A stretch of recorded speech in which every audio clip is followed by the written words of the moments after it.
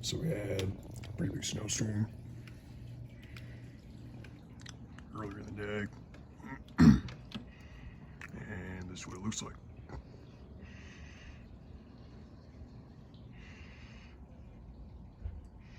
Mailbox is covered in snow.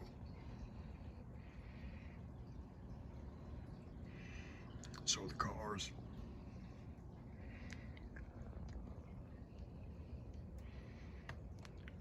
Looks like they cleared out the roads.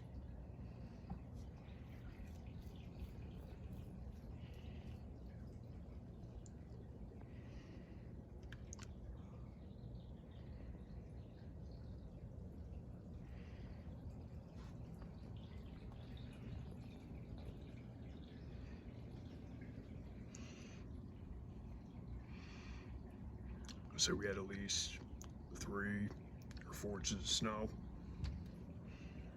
Could have been as much as 6.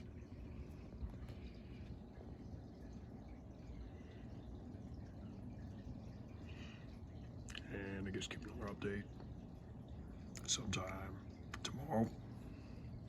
And that's pretty much all I've said.